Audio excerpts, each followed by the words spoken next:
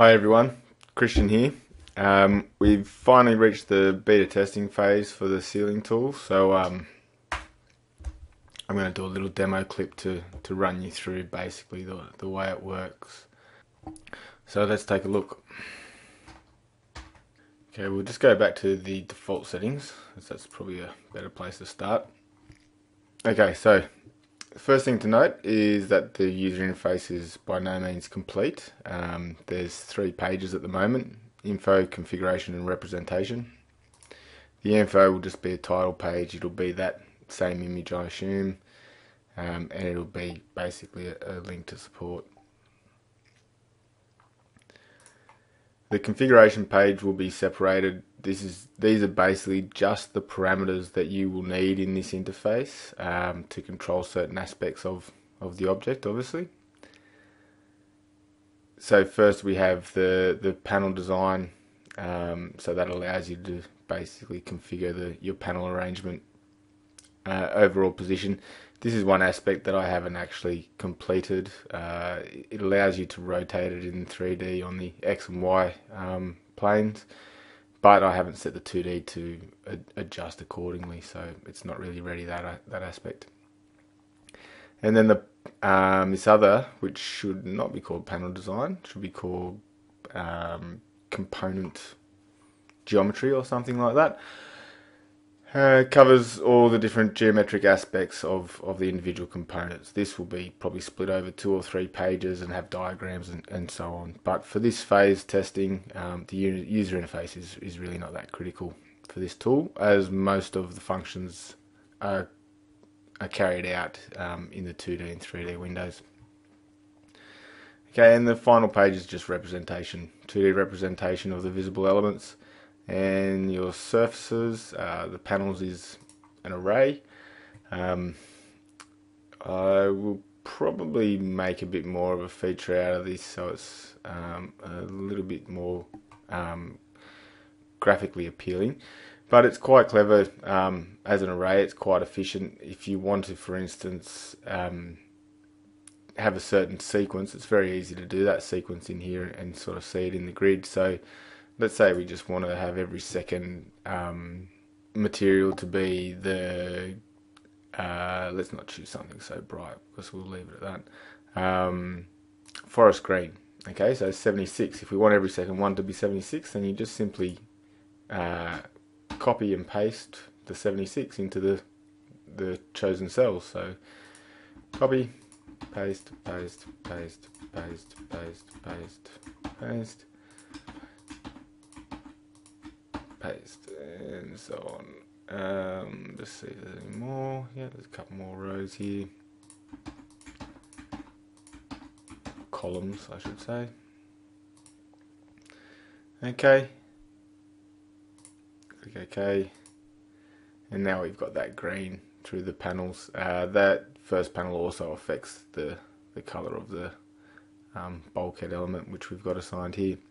Okay, then you have just the other materials, and then you've got your sectional attributes. Okay, so as I said, apart from basically this panel design and the individual sizes of elements, the whole configuration of this element, the whole configuration of this object is done basically in the 2D view. So let's go there and start playing around with it, and I'll sort of show you how it works. Now you remember in the first video I had a function down here where you sort of turn off different guides. So that function's still there, but I've now extended into 4 different stages. So the way you basically configure this object is to run through those 4 stages. In this first stage, which is guide off, you've only got, I've taken out all the hotspots and all that sort of thing, so it's very uncluttered now. You might want me to put those hotspots back in because you may wish to dimension to the joints. So you might want those joint hotspots in there. They are dynamic, and therefore you can associate the dimensioning to them, and the dimensions will change with the design. Now the first stage of configuring this tool, you basically grab this node, stretch it down 50 mil, or 100 mil actually, and in 100mm increments, and that'll take you through the different phases. So you can see the phases here. I'll just run through them quickly and then we'll go through them in detail. So we have guide off, shape and openings, joint, boundary features, and hangers. Alright, so let's have a look at the first one, shape and openings.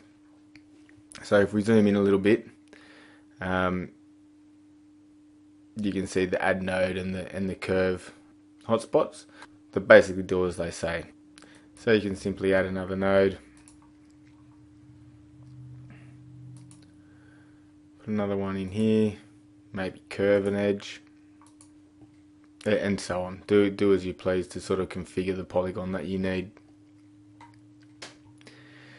In this stage of using the guides, you can also add holes. So we've seen this function in the early one as well. So you just scroll along to add a hole.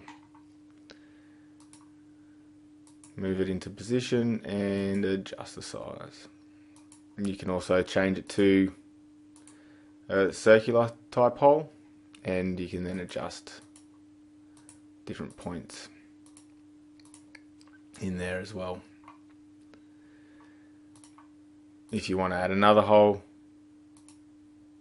you simply stretch along to the certain number of holes that you want to apply, and then you drag and stretch those holes into position. I'll just add a second hole here so we can have a couple. Okay, now this we're not seeing the hole right now. I will adjust this. So if we just do a quick refresh on that, that'll bring up that hole. Grab it, stretch it into place, and adjust its size. Okay, so now we've got two different holes. We've got a few different boundaries and some curves in there. You can sort of see how easily that works. Once you've done with configuring the polygon and the openings, you then go to the next phase, and that phase is joints. So this basically brings back those joint hotspots and allows you to start messing around with the joint placement and all that sort of thing. You can see here how it overshoots. That just needs a refresh. So if you make another move, then that'll clean up. Likewise here, that's now a little bit out of whack, but if you make another move, it cleans up and so on. Okay, so as we sort of went through earlier, part of this joint design or panel design, I should say, occurs in the user interface. So you can do quite a lot here when you're going for more of a free form effect, or if you want to adjust individual joints. But most of your work here will probably be done in the user interface. So we'll just go to that point and show you the different functions. So I'll just set this to the plan view. Now, firstly, you have the obvious nominate a number of vertical and horizontal joints. So if we can just reduce that to 4, you see it pulls a joint away. So bump it back up to 5 again, and the joint appears.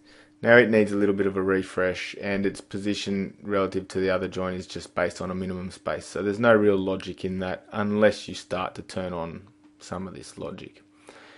So let's turn on some of that logic.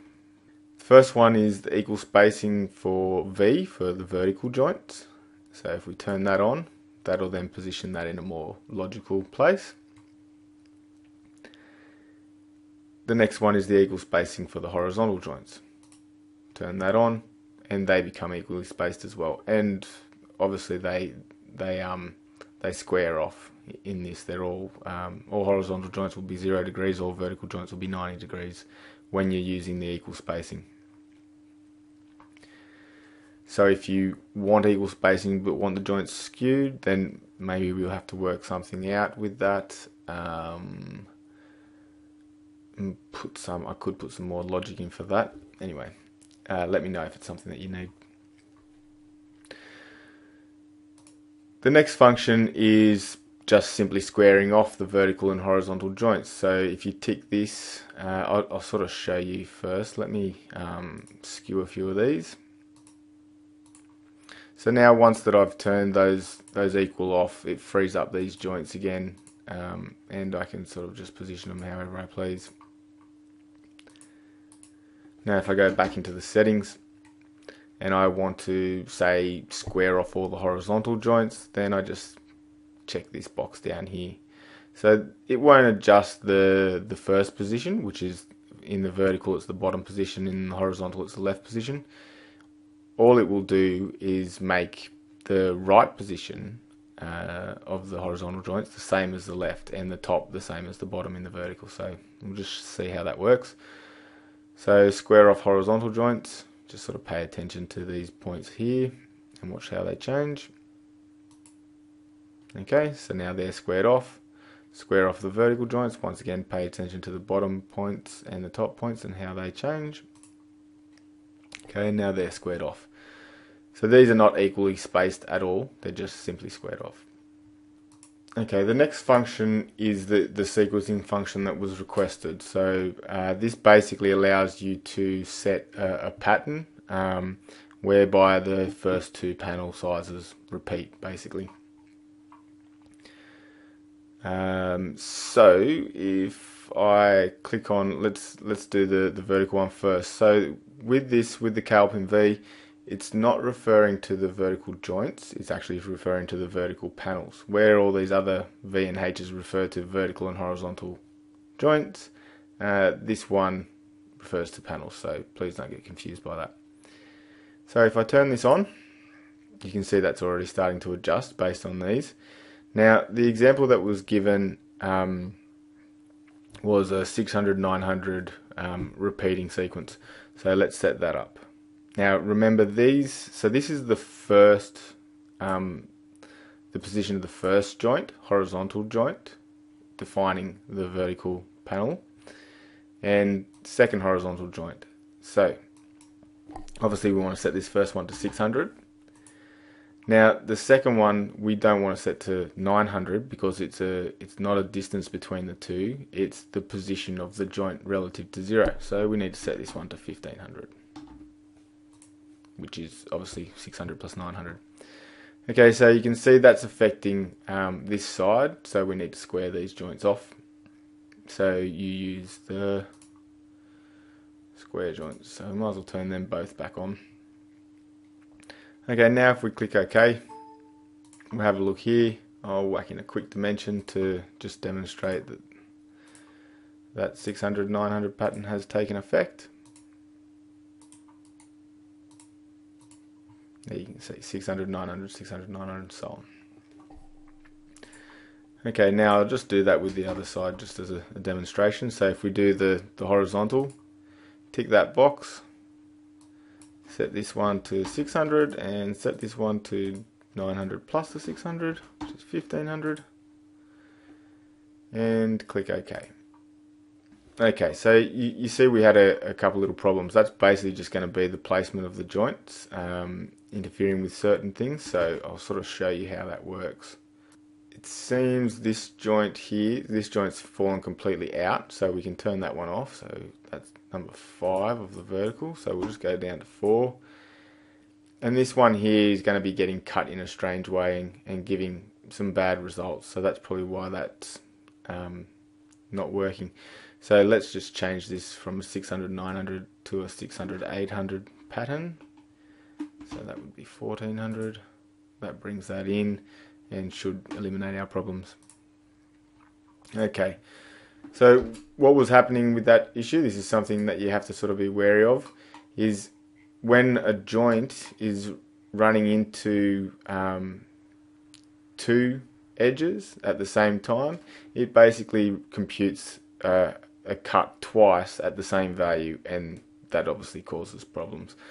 I'll have to try and work out something to work around that, because there may be instances where that is part of the design, but for now, if you get an error and that's happening, then that's probably what your error is. Okay, that basically covers all your panel design functions. So we'll just turn all these off now, and we'll click OK. That now frees everything back up, so we can start moving things around if we want to. I'll just delete this dimension, and we'll go to the next phase. So now what you've achieved so far is your overall shape, your penetrations for whatever purpose that they may be, the joint configuration or panel design, however you want to perceive it. So the next thing is the boundary features. Where did they go? Boundary features. Okay, so with the boundary functions, basically you have a movable hotspot that allows you to choose between 4 options. So let me just change one of the fill settings in here so we can see that. Component that is great is the component that has been nominated. Now we also have a global features, so if you have a look right now, that global features is turned on.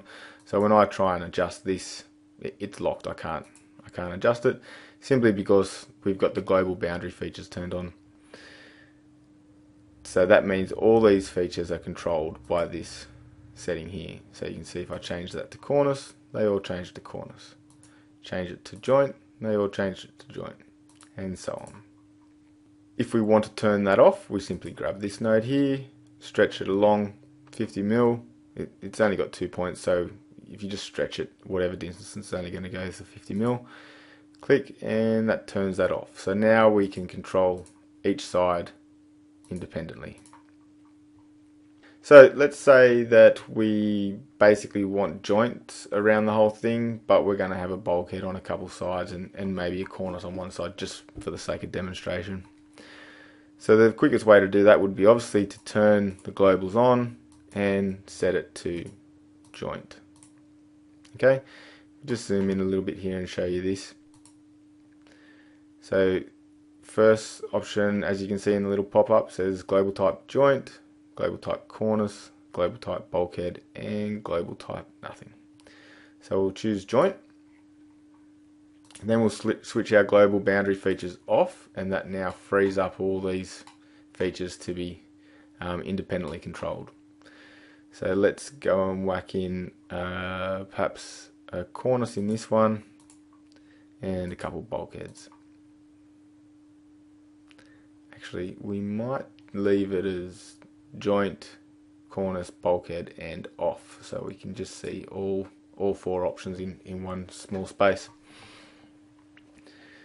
The function is also available obviously for the openings, so each opening can have its own boundary feature, so we'll just turn this one to joint and we'll leave this one at bulkhead, and then I can show you exactly how they look as well. You may have noticed that the elements don't necessarily meet. Okay, that's because I haven't done the equation, the algorithm, to determine the intersections. Instead, I've put in a custom feature so you can just control it yourself.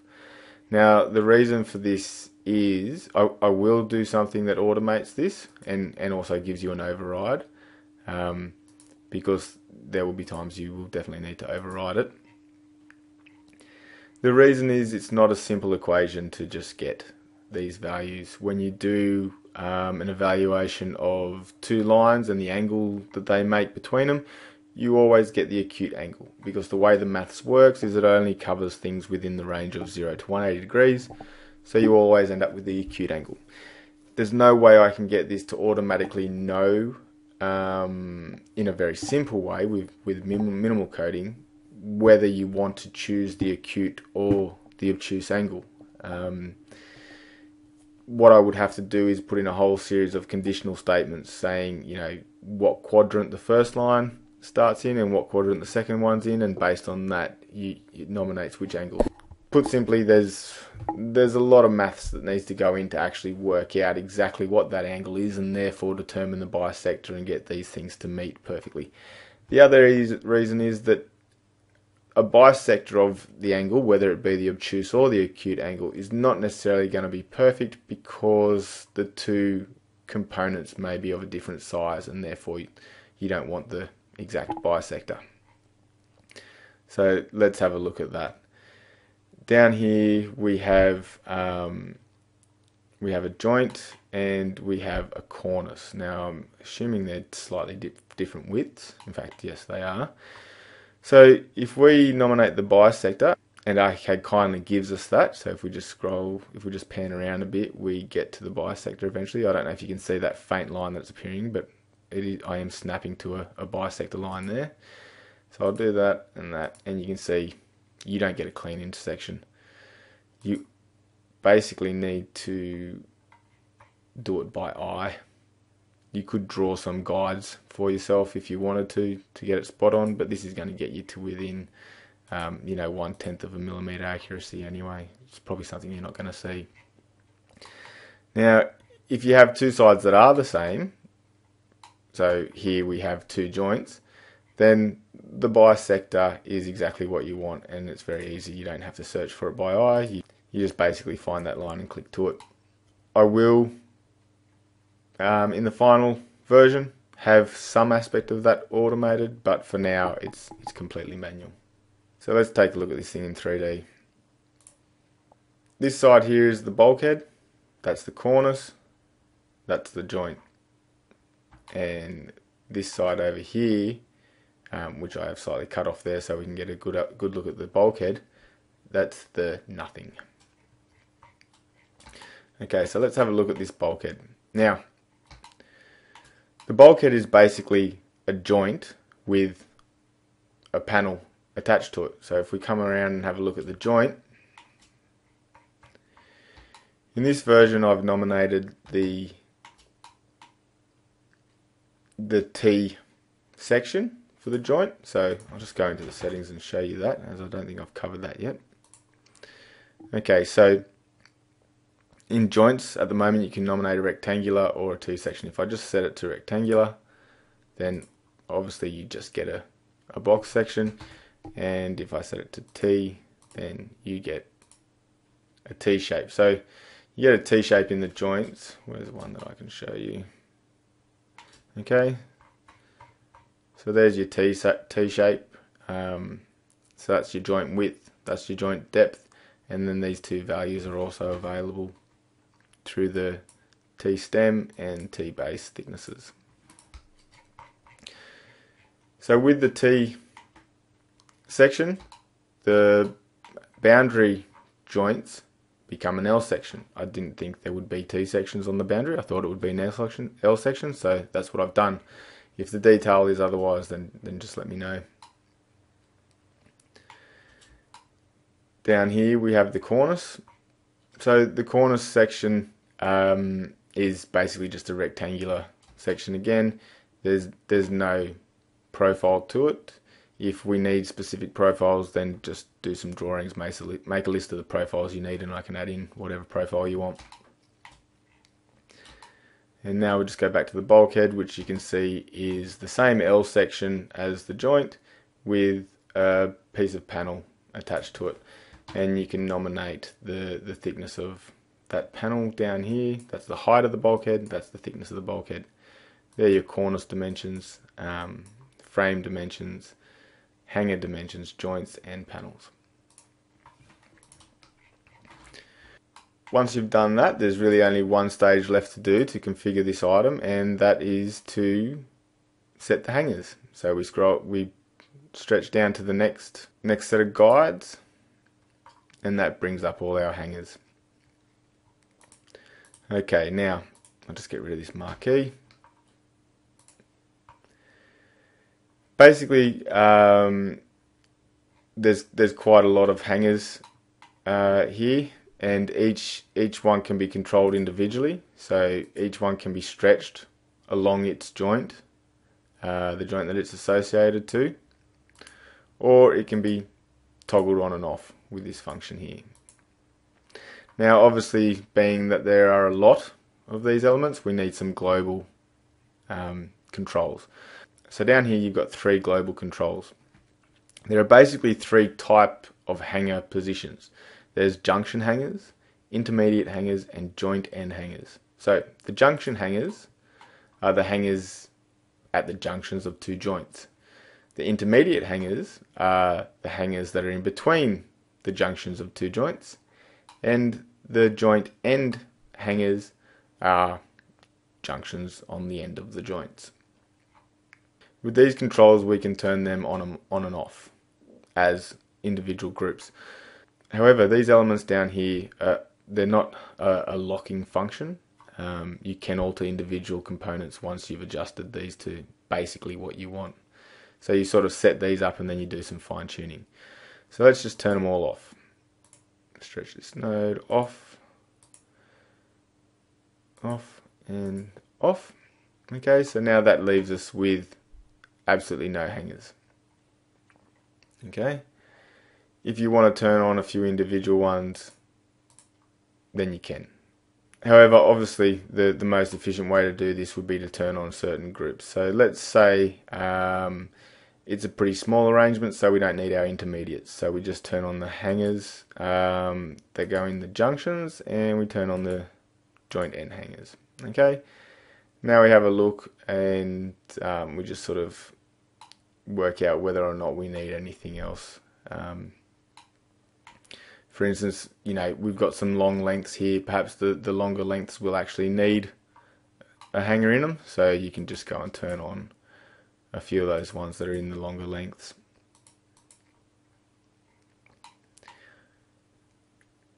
Okay, and that is basically how you set up your hangers. So that covers the configuration of the tool. Now, there are a few other things, so I'll just go through them briefly. Firstly, LOD. At the moment, the way I'm controlling this is through an MVO setting, and I've just created my own little Swift resolution MVOs. And here you can control the resolution and also the level of detail. I'm not using any standards in this. We can implement some sort of standard, use the LOD 100 to 500 or whatever it is that you want to use. But at the moment, we're just using the standard ArchiCAD parameter for the 3D detail level, and we've got coarse, medium, and fine assigned to that. The resolution is independent of these three settings. So let's have a look at this in 3D. The resolution will affect things like this. So it'll affect any curved element. If I go back to the MVOs and I change this from 36, just bump it up, say to 48, click OK, you see it's sort of starting to smooth this off. That's a pretty tight turn in there, so probably have to bump it up pretty high to get that to smooth out completely. Let's do 72. Okay, but that only affects curved elements, and as there are very few curved elements in here, unless you choose the round hanger, there's really very few curved elements, so it's not going to have a great effect on your polygon count in that aspect anyway. Let's have a look at the other two settings. The medium setting, I'll just put this down to something more reasonable. Okay, so if we go into the medium setting, click OK, it turns everything into flat planes. Alright, so I've used the plane code here, and that basically, there's a bit of a, you can see that in here, I haven't got the plane code actually working for curved elements perfectly just yet, so I need to do a few adjustments there. But basically it turns each panel into a single polygon, because the plane is just one single polygon. It's got two sides, but there's absolutely no thickness to the element at all. So that makes it a single polygon. So with a setup like this, you end up with, what have you got, 5 by 6 grids. So you got 30, the boundary lines, 1, 2, 3, 4, 5, 6, 36, there's 2 in that, 37, 38, 39, you know, it's 40 polygons with your hangers, which are also just simple planes. You know, you're not even going to get up to 100 polygons in that, which is really small. The the frame element, I haven't decided how I'm going to affect that geometry, so I kind of need a bit of feedback on that as to how you want. I would kind of think with this level of detail, you probably wouldn't show any frame detail at all, so we just sort of set it up as a mass. And that might be the same for the hangers. Okay, so the next level of detail is then coarse, and that just makes things, even simpler from there. So click OK. I've got to get that plane in there, but it basically turns the panel into a single plane. Let me just quickly fix this. This is the bit that I haven't fully completed because it doesn't like these curving functions.